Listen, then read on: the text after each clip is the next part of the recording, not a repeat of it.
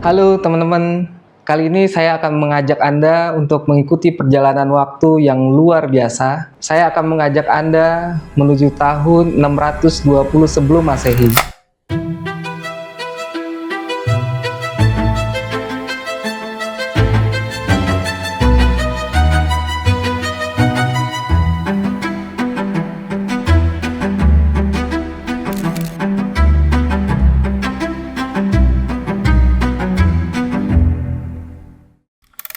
Assalamualaikum warahmatullahi wabarakatuh. Kembali lagi di channel ini bersama saya Bima Aryoseno. Saya seorang yang suka berdiskusi dan bertukar pikiran. Kali ini saya akan mengajak Anda untuk mengikuti perjalanan waktu yang luar biasa. Saya akan mengajak Anda menuju tahun 620 sebelum Masehi. Itu adalah 2600 tahun yang lalu. Di mana pada tahun itu, pada tahun 620 sebelum Masehi, ada seorang bernama Thales dari Miletus berdiri di pinggir sungai. Dia berpikir dalam dirinya tentang apa yang menjadi dasar dalam semua kehidupan. Dan dia berpikir secara realistis bahwa setiap kejadian yang ada dapat dipelajari secara alami. Nah, pada masa itu, orang-orang masih percaya terhadap keyakinan dewa-dewi Yunani, di mana setiap kejadian yang terjadi di alam menandakan sebuah emosi yang terjadi oleh dewa-dewi Yunani. Seperti jika terjadi petir, orang-orang tersebut meyakini bahwa petir adalah tanda Zeus sedang marah. Namun berbeda dengan Thales dari Miletus. Dia meyakini bahwa petir terjadi karena benturan partikel dengan awan panas yang terjadi di udara. Thales Miletus menolak untuk meyakini sebuah logika mistika, dan beliau merubah logika mistika menjadi logika alam, logika sebab akibat, dan logika nalar. Disitulah beliau menjadi seorang filsafat, menjadi bapak filsafat dunia sebagai orang pertama yang membahas tentang cara berpikir.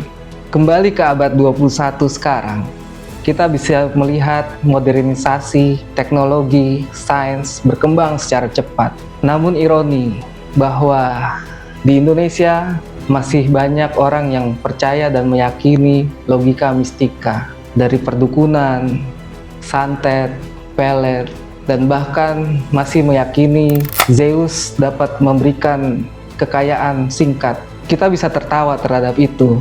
Tapi itu adalah duka, di mana tokoh perjuangan kemerdekaan Indonesia tidak hanya berjuang untuk memerdekakan kita dari penjajahan kolonial, tetapi mereka berjuang untuk membebaskan dari belenggu kebodohan, untuk mencerdaskan kehidupan bangsa, di mana tokoh-tokoh tersebut adalah Ki Hajar Dewantara yang membuat sekolah taman siswa, Dr. Wahidin Sosrodihardjo membuat Sekolah Budi Utomo, R.A. Kartini membuat tulisan berjudul Dari Gelap Terbitlah Terang, Soekarno-Hatta membuat sebuah Pancasila dalam pasal 2, kemanusiaan yang adil dan beradab, memanusiakan manusia. Ada Sultan Syahrir, ada Agus Salim, penggagas Indonesia, dan ada pula tokoh yang bernama Tan Malaka. Dia orang pertama yang menyebut Republik Indonesia. Beliau membuat buku berjudul Madilog, Materialisme, Dialektika, Logika, di mana di buku tersebut dijelaskan di bab pertama. Dia menulis judul Logika Mistika. Tan Malaka menjelaskan bahwa siapapun yang percaya tahayul akan menghambat kemajuan bangsa. Tan Malaka juga berkata, selama bangsa ini hidup dalam alam pikir mistik, maka selama itu pula hidup dalam kehambaan.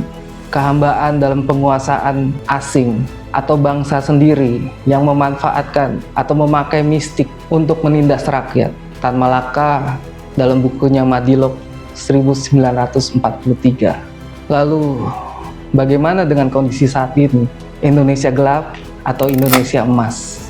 Ini bukan soal sumber daya alam, tetapi ini tentang bagaimana memajukan kecerdasan bangsa agar sumber daya manusia dapat bersaing secara global membangun infrastruktur, tidak hanya membangun bangunan fisik, namun membangun infrastruktur pendidikan, membangun kecerdasan bangsa.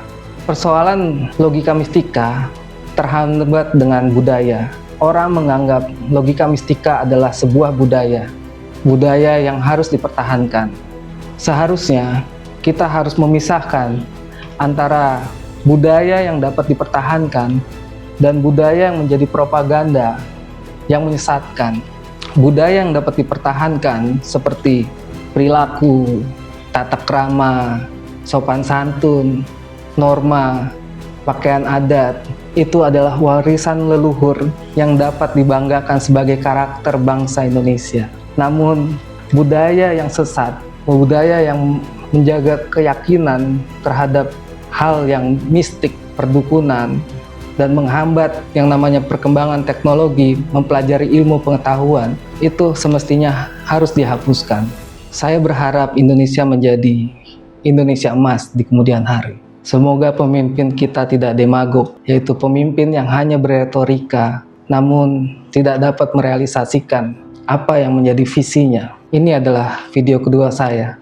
Semoga dapat diterima oleh kalian semua, dan kita akan membahas lebih dalam lagi terkait sejarah, politik, hukum di Indonesia.